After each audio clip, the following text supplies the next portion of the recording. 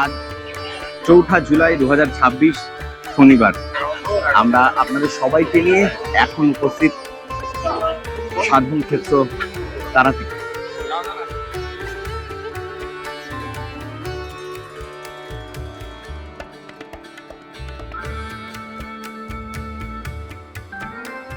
গত 3রা জুলাই শুক্রবার আমি আমার 3 বন্ধু আর 2 দাদা মিলে রওনা দিয়েছিলাম রোড ট্রিপে তারাপীঠ। প্ল্যানটা শুরু হয়েছিল আমাদের আড্ডার জায়গাতেই। প্রথমে ভেবেছিলাম আর 5টা সাধারণ প্ল্যানের মতো এই প্ল্যানটাও হয়তো চাপা পড়ে যাবে সময়ের ফাঁকে, কিন্তু না, মা তারার কৃপায় এবারের প্ল্যানটা দানা বাঁধল আর দারুণভাবে সাকসেসফুল হলো। এই ট্রিপের সম্পূর্ণ অভিজ্ঞতা শেয়ার করব আপনাদের সঙ্গে। তার আগে আমি সৌম্য, আপনাদের আজকের হোস্ট। আপনারা দেখছেন এক্সপ্লোরার আমি। আমার মতে বন্ধু বান্ধবরা মিলে যে ট্যুর প্ল্যান হয় সেটা হয় একটু বেশি স্পেশাল। আগে থেকেই ঠিক করা ছিল বিকেল বিকেল তুফান গাড়ি নিয়ে আমার বাড়িতে চলে আসবে, আর মোটামুটি রাত ওই 11টা থেকে 11:30টার মধ্যে আমরা রওনা দেব তারাপীঠের পথে। যেমন ভাবনা তেমন কাজ। সবাই মিলে কোনো রকমে একটু হালকা পুলকা খেয়ে রেডি হয়ে রওনা দিলাম তুফানের গাড়িতে। ডানকুনি থেকে দুর্গাপুর রোড ধরে বর্ধমান গুসকরা হয়ে আমাদের আজকের গন্তব্য তারাপীঠ। জোগ্রাম পেরোনোর পর পেটে একটা হালকা খিদের টান অনুভব করলাম, তাই গাড়ি দাঁড় করানো হলো আজাদিন ধাবাতে। আগে থেকে ঠিক এরকমই কথাবার্তা ছিল যে আমরা রোড সাইড কোনো ধাবাতে রাতের ডিনার সারবো, কিন্তু এই রোড দিয়ে যখন ট্রাভেল করছি আজাদিন ধাবার থেকে ভালো অপশন আর কি বা হতে পারে।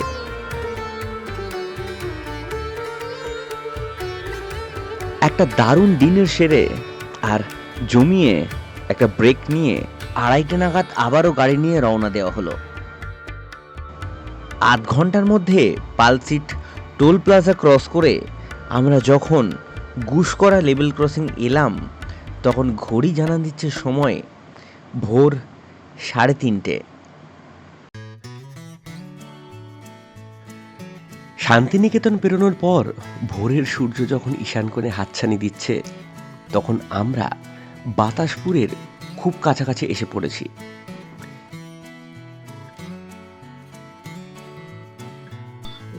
ঘড়ি বলছে সকাল 5:30। আমরা তারাপীঠ থেকে এখনো প্রায় ওই 35 কিলোমিটার মতো দূরে রয়েছি। এই জায়গাটা হলো বাতাসপুর, পাশেই বাতাসপুর রেলওয়ে স্টেশন। আর আমরা এখানে একটু চা পানের বিরতিতে দাঁড়ালাম। সারা রাত একটানা গাড়ি চলেছে, তো ওই আজাদিন ধাবাতে খাওয়া দাওয়ার পরে এই আবারও একবার দাঁড়ানো হলো একটু চা পানের জন্য। সামনে একটা ছোট্ট চায়ের দোকান রয়েছে, তো আমাদের গাড়ি দাঁড়িয়ে আছে এখানে, একটু চা পান করে আবারও রওনা দেবো। আশা করছি ওই 6:30টার মধ্যে আমরা রিচ করে যাব তারাপীঠ।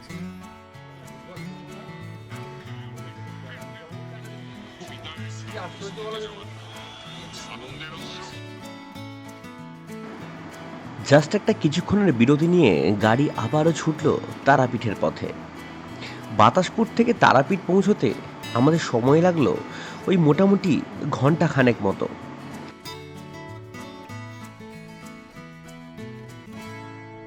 হোটেল আমাদের আগে থেকে বুকিং করা ছিল না, তাই অনলাইন একটু সার্চ করে আমরা সোজাসুজি ঢুকে পড়লাম হোটেল রাজমহল।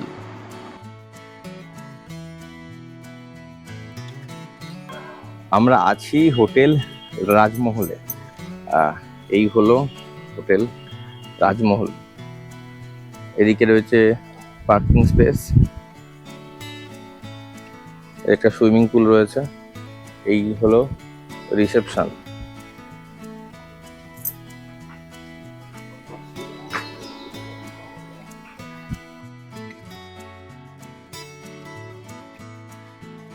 থার্ড ফ্লোরে আমাদের রুম রয়েছে,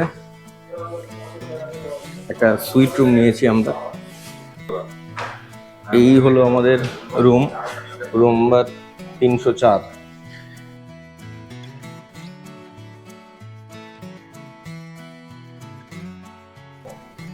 টোটাল 3টে বেড রয়েছে, 2টো কিং সাইজ আর একটা সিঙ্গেল।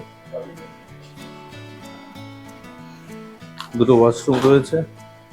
সিঙ্গেলটাই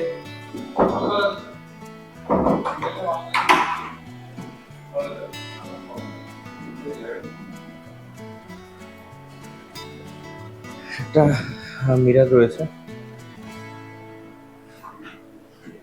এই হলো আমাদের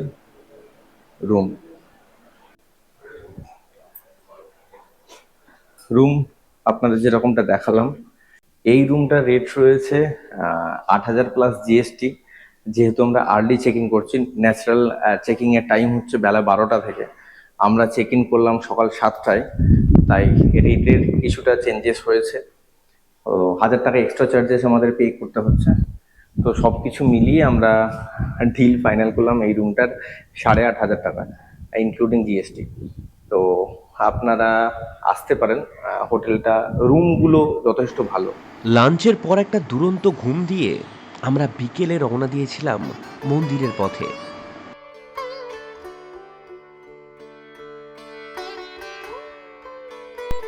ঘড়ির কাঁটায় সময় সন্ধ্যে 7:30, আর আমরা এখন চললাম মায়ের মন্দিরে পুজো নিবেদনের জন্য। এই আমাদের হোটেল রাজমহল।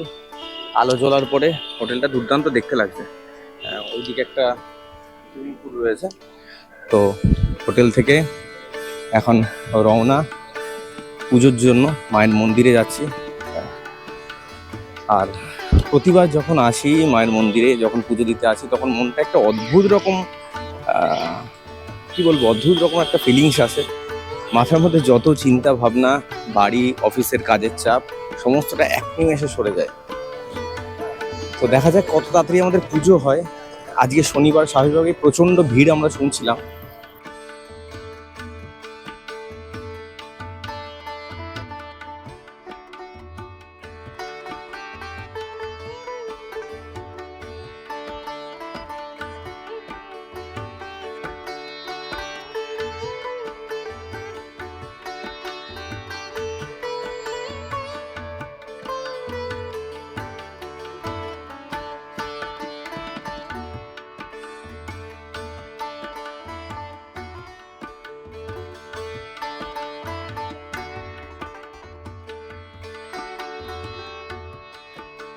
হোটেল থেকে বেরিয়ে আমরা এখন মায়ের কাছে পুজো নিবেদনে চললাম। ঘড়ি বলতে সময় রাত্রির 8টা, আর মনের সমস্ত দুঃখ, কষ্ট, বেদনা সমস্তটা মায়ের পায়ে সঁপে দিতে এলাম। জানি না এই মাতারা চরণীতে কি মায়া আছে, কি জাদু আছে। যত দুঃখ, কষ্ট, অভিমানী থাকুক না কেন, এই মহাপীঠ তারাপীঠে এসে সমস্তটা এসে মন থেকে অনেক দূরে চলে যায়। মায়ের সন্তান আমরা, তো সন্তানের যেরকম রাগ, দুঃখ, অভিমান হলে তারা মায়ের কাছে পুরোটা নিবেদন করে দেয়, ঠিক আমরাও তাই। যখনই মন খারাপ লাগে, মনে শোক দুঃখে মনটা জর্জরিত হয়ে যায়, তখনই মায়ের স্থানে আসি, মাকে পুজো নিবেদন করে আবার পুরো মনটাকে শুদ্ধ করে কর্মক্ষেত্রে ফিরে যায়। এখন চললাম মায়ের কাছে পুজো নিবেদনে।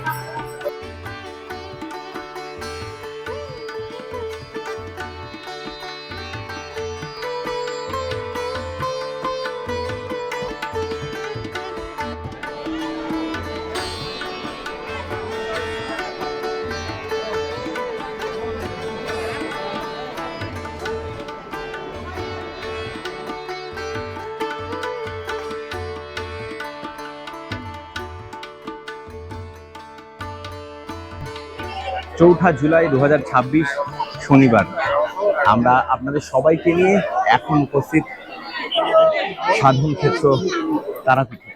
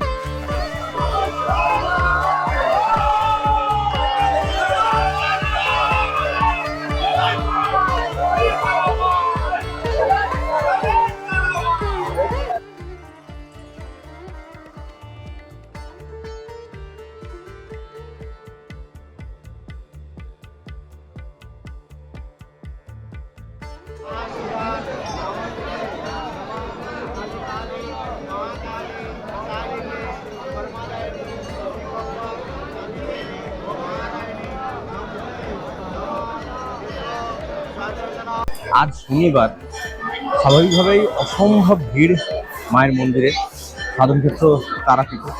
আর এই যে তারাপীঠে এখন আমরা দাঁড়িয়ে আছি রাত 8টা, মায়ের কাছে পুজো নিবেদন করলাম। আমরা মন্দিরে যে নাট মন্দির রয়েছে, সেই নাট মন্দির থেকে আমরা পুজো নিবেদন করলাম। জেনারেল লাইনে অসম্ভব ভিড়, অন্তত 3 থেকে 3.5 ঘন্টা লেগে যাবে। আর ভিআইপি লাইন আমি ব্যক্তিগতভাবে পক্ষপাতিত্ব করি না, তাই মাকে পুজো নিবেদন করলাম ভক্তি ভরে। মনের যেটুকু আকুতি মিনতি রয়েছে সেটা সব দিয়ে মায়ের পায়ে পুজো নিবেদন করলাম নাট মন্দির থেকে।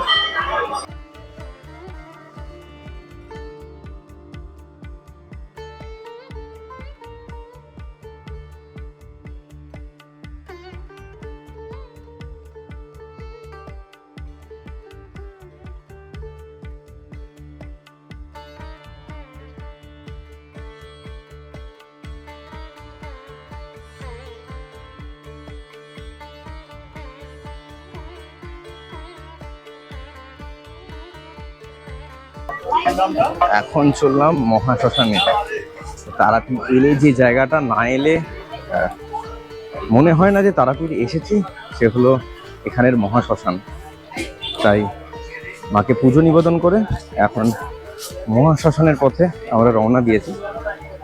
মন্দিরে 1 নম্বর গেটের সামনে দিয়ে যে মহাশ্মশানের প্রবেশদ্বার রয়েছে, সেটা দিয়ে আমরা মহাশ্মশানে প্রবেশ করব। একটুখানি সেই মহাশ্মশানে যে পজিটিভনেস আছে সেটা মনের মধ্যে ধারণ করব।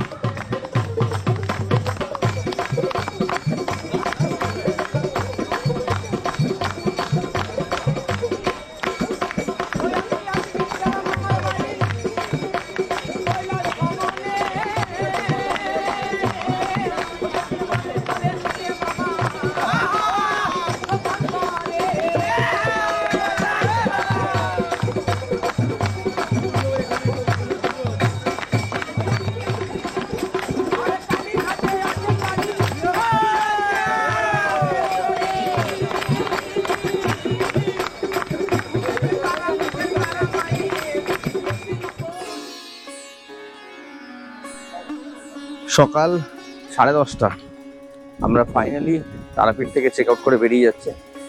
এখান থেকে আমরা সোজা যাব নলহাটি। আর আজকে ওয়েদারটা দুর্দান্ত, মেঘলা মেঘলা ওয়েদার হয়ে আছে, রোদটা নেই।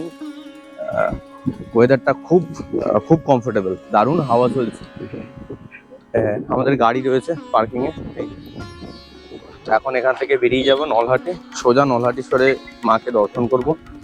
সেখানে দর্শন করে আমরা যাব শান্তিনিকেতন, সেখানে খাওয়া দাওয়া করে রওনা দেবো কলকাতা। তো এখানে একদিন এক্সপিরিয়েন্স খুব একটা খারাপ না, ভালোই। রুমও ছিল, হোটেলের এক্সপিরিয়েন্সও খারাপ না। কালকে পুজোও আমাদের ঠিকঠাক হয়েছে। তো এখান থেকে রওনা, নেক্সট স্টপেজ বা নেক্সট ডেস্টিনেশন নলহাটি।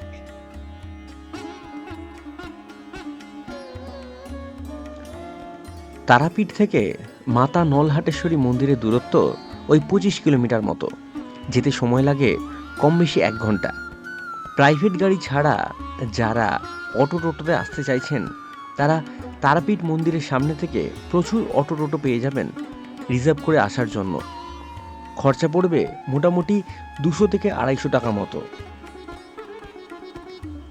আমরা রাস্তায় ব্রেকফাস্ট সেরে মন্দির এসেছিলাম বলে সময় লেগেছিল 1 ঘন্টার কিছু বেশি। বাইপাসের রাস্তা ছেড়ে ডান হাতে পাড়ার ভেতরের রাস্তা দিয়ে কিছু দূর এগোলেই মাতা নলহাটেশ্বরীর মন্দির। নলহাটেশ্বরী মন্দিরের নিয়ারবাই রেলওয়ে স্টেশন হলো নলহাটি। আপনারা যারা ট্রেনে আসছেন তারা নলহাটি স্টেশনে নেমে একটি টোটো নিয়ে মিনিট 10-এর মধ্যেই পৌঁছে যেতে পারেন মায়ের মন্দিরে।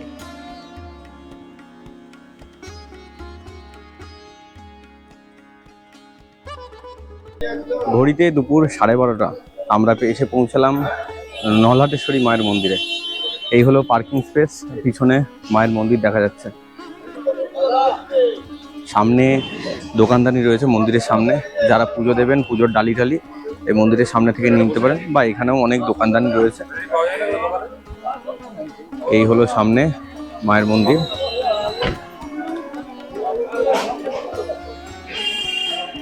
হিন্দু বিশ্বাস মতে 51 সতীপীঠের অন্যতম প্রধান সতীপীঠ হল এই নলহাটেশ্বরী। পুরাণ মতে এই স্থানে দেবীর কণ্ঠনালী পতিত হয়, তাই মন্দির লাগোয়া এই জনপদের নাম নলহাটি। ভোর 5টায় মঙ্গল আরতির মধ্য দিয়ে দেবীর আরাধনা শুরু হয়। 1:30টার সময়তে দেবীকে ভোগ নিবেদন করা হয় এবং রাত 8টায় শয়ন আরতির মধ্য দিয়ে মন্দির বন্ধ করা হয়। দুপুরে অবশ্য 1:30টা থেকে 2টো পর্যন্ত মায়ের মন্দির বন্ধ থাকে। গর্ভগৃহে ফটোগ্রাফি বা ভিডিওগ্রাফি পুরোপুরি নিষিদ্ধ। দেবীর অন্নভোগ যারা প্রসাদ হিসেবে গ্রহণে ইচ্ছুক তারা স্ক্রিনে দেওয়া এই নাম্বারে যোগাযোগ করে নিতে পারেন আসার একদিন আগে। দেবীর মন্দির এবং পীঠ ভৈরব যোগেশ মহাদেবকে দর্শন করে আমরা এগিয়ে চললাম আহমদপুরের দিকে। মা নলহাটেশ্বরীকে দর্শন করে আমরা এখন এগিয়ে চললাম ফুল্লরা সতীপীঠের দিকে। ফুল্লরা সতীপীঠ অ্যাকচুয়ালি আহমদপুরের দিকে। এখান থেকে মানে নলহাটি থেকে ডিস্টেন্স হচ্ছে ওই কম বেশি 70 কিলোমিটার। টাইম দেখাচ্ছে গুগল ম্যাপ অনুযায়ী 1 ঘন্টা 50 মিনিট। সেখান থেকে শান্তিনিকেতন হয়ে আবার বাড়ি ফিরে যাওয়া। মায়ের ইচ্ছা থাকলে দেখা যাক আজকে হয়তো পুরো 3টে সতীপীঠে আমরা কভার আপ করতে পারবো। পুরোটাই মায়ের ইচ্ছা। পথের দুধারে সবুজের সমারোহ, তারই মাঝে কালো পিচের রাস্তার ওপর দিয়ে আমাদের গাড়ি ছুটে চলল আহমদপুরের দিকে।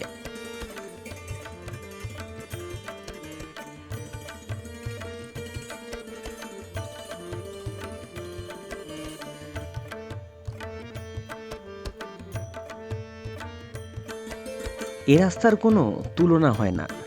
সাথে দোসর হয়েছিল মেঘরুদ্ধুরের এই দুর্দান্ত খেলা। তাই বেশ কয়েকবার গাড়ি দাঁড় করিয়েছিলাম এই মুহূর্তগুলোকে ফ্রেমবন্দি করার জন্য।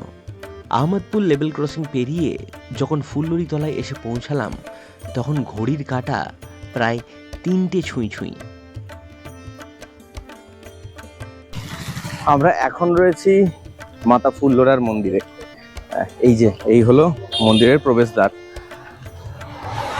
বীরভূমের রামপুর থানার অন্তর্গত এই ফুল্লরা মায়ের মন্দির।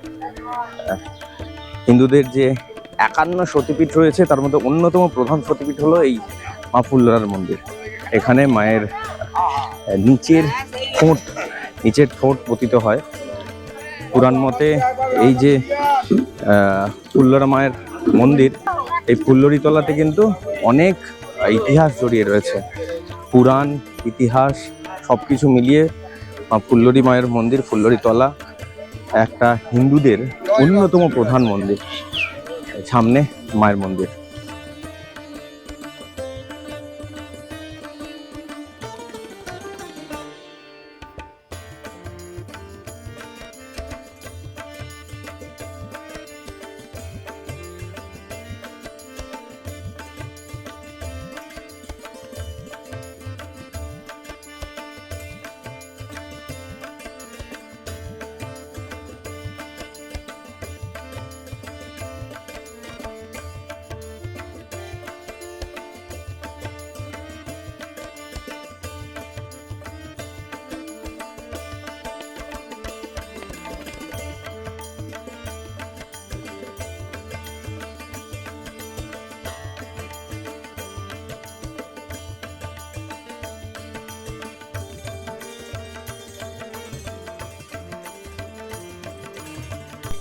আমরা এখন দাঁড়িয়ে আছি মাতা ফুল্লরার মন্দিরের সামনে যে মায়ের ঘাট রয়েছে সেই ঘাটে।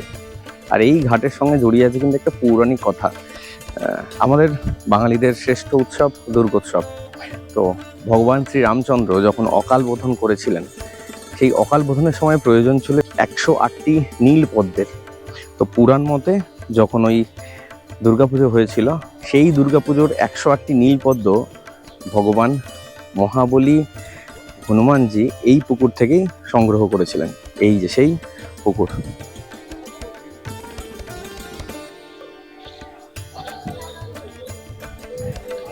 আমাদের হিন্দু মাইথোলজি অনুযায়ী এই ফুল্লরা দেবীর মন্দির যথেষ্ট গুরুত্বপূর্ণ একটি সতীপীঠ, মায়ের মন্দির।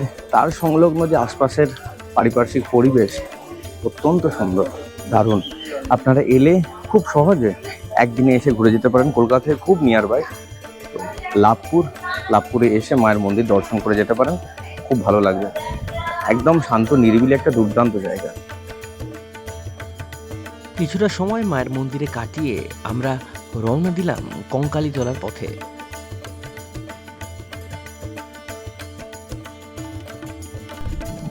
মা ফুল্লরার মন্দির ঘুরে আমরা এখন চললাম সোজা কঙ্কালীতলা।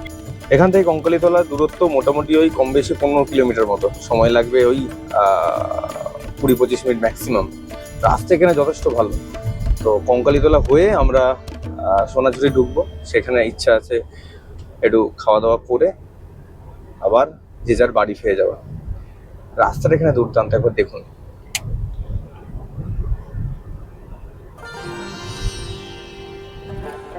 মিনিট 15-এর মধ্যে আমরা পৌঁছে গেলাম কঙ্কালীতলা।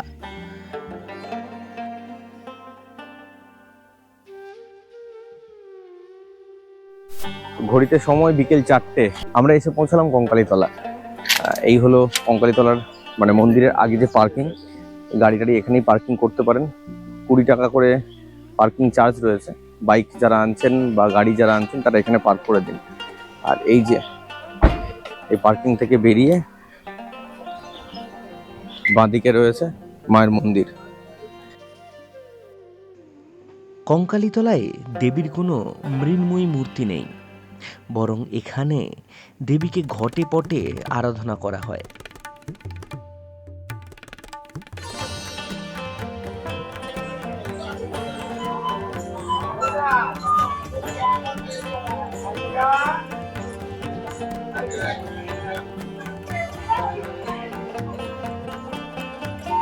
এই হলো কঙ্কালীতলা মায়ের পবিত্র কুণ্ড। কুণ্ডকে অত্যন্ত পবিত্র বলে মনে করা হয়।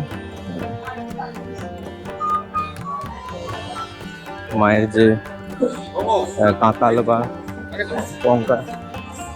কঙ্কাল এই মতপার্থক্য রয়েছে। এই কুণ্ডতেই পতিত হয়। তো আপনারা যখন আসবেন তখন এই কুণ্ডকে প্রণাম করে যাবে। কুণ্ডের জল একটু মাথায় নিয়ে যাবেন। কুণ্ডতে হাত পা ধোয়া কিন্তু উচিত নয়, নামবেন না প্লিজ।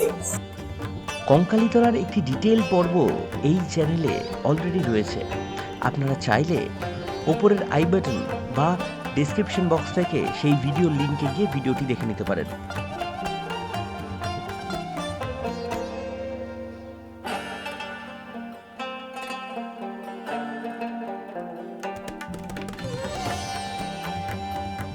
কঙ্কালীতলা থেকে রওনা দিয়ে আমরা আধ ঘন্টার মধ্যেই পৌঁছে গেলাম সোনাঝুরির হাটে।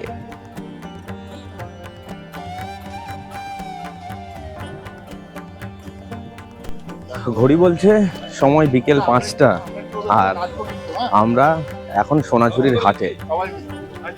এই জায়গাটা এলে একটা অন্যরকমই আনন্দ, অন্যরকমই মনের মধ্যে একটা ফিলিংস আসে। অনেক বছর আগে আসতাম, পড়াশোনার সঙ্গে যখন জড়িত ছিলাম। এখন কাজ বাজে আর আসা হয় না। বাট সোনাঝুরির হাট অলওয়েজ একটা মেমোরেবল জায়গা। দারুণ প্রকৃতির মাঝখানে যে পিওর হাট, মানে অ্যাকচুয়ালি হাটের যে ফিলিং সেটা এখানে এলে পাওয়া যায়। দারুণ জায়গা, দারুণ লাগে সবসময়তে। যারা আসেননি তারা বলবো অন্তত একবার সোনাঝুরি হাটে ঘুরে যান, দুর্দান্ত লাগবে। আর সোনাঝুরি হাটে গান বাজনার একটা আমেজ থাকে, একটা ন্যাচারাল হাট, দুর্দান্ত লাগে। খাবার দাবার দোকান এখানে প্রচুর রয়েছে, রিসর্ট রয়েছে, রেস্টুরেন্ট রয়েছে। শকুন্তলা খুব ফেমাস হোটেল, তো সোনাঝুরির হাটের একটা ভিউ আপনাদের জন্য।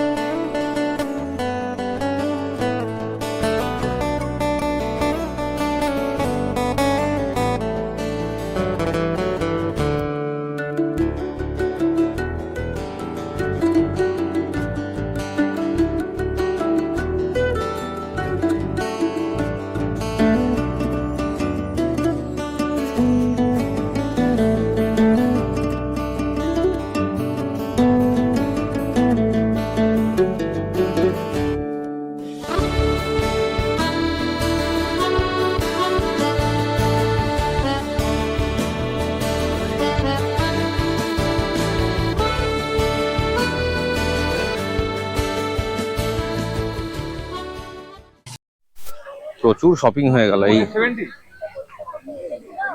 এক ব্যাগ শপিং করে মোটামুটি আমরা ক্লান্ত। এরপরে লাঞ্চের মতো করে ডিনার করব, মানে লাঞ্চ করব ডিনারের টাইম। তো সামনে শকুন্তলা, খুব পরিচিত একটা রেস্টুরেন্ট এই সোনাঝুরির হাটে। এখান থেকেই করে নেওয়া যাক আজকের লাঞ্চ কাম ডিনার। খুব ভালো এক্সপিরিয়েন্স, সোনাঝুরি হাটে যতবার আসি ততবার দারুণ লাগে। আর এই ফিলিংসটা সত্যি যারা সোনাঝুরি হাটে আসেননি তাদের জন্য এই ফিলিংসটা বোঝা সম্ভব না। তাই চলে আসুন সোনাঝুরি হাটে, কেনাকাটি তো হবেই, তার সঙ্গে এই যে জায়গাটা, এই জায়গাটা কিন্তু অপূর্ব সুন্দর। তাই কেনাকাটির সঙ্গে ঘোরাঘুরি আর খাওয়া দাওয়া তো ভালো মন্দ রয়েইছে, সব কিছু মিলে একদিনের জন্য সোনাঝুরি হাট দুর্দান্ত। তার সঙ্গে যদি আমাদের প্ল্যান অনুযায়ী আপনারা সতীপীঠের যে ট্যুর আছে সেটা যদি করে নিতে চান তাহলে তো সোনাই সোহাগা। ঘুরে যান, ভালো লাগবে। শান্তিনিকেতন, বোলপুর এবং বোলপুরের আশপাশে যে শক্তিপীঠ এবং সতীপীঠ রয়েছে, তারাপীঠ সহ, এক কথায় দুর্দান্ত। আমার মতো আপনারাও কি ঘুরতে ভালোবাসেন? যদি ভালোবাসেন তাহলে অবশ্যই চ্যানেলটাকে সাবস্ক্রাইব করে পাশে থাকা বেল আইকনটা ক্লিক করবেন আর বেরিয়ে পড়ুন আমার সঙ্গে বিভিন্ন জায়গায় ঘুরে দেখতে। জানাতে ভুলবেন না আজকের এই বিশেষ পর্ব আপনাদের কিরকম লাগলো। পর্বটা যদি ভালো লাগে তাহলে অবশ্যই লাইক করুন, কমেন্ট করুন এবং বন্ধুদের সঙ্গে শেয়ার করতে ভুলবেন না। খুব তাড়াতাড়ি দেখা হচ্ছে আরও একটা নতুন পর্বে। ততক্ষণ পর্যন্ত ভালো থাকুন, সুস্থ থাকুন আর দেখতে থাকুন এক্সপ্লোরার আমি।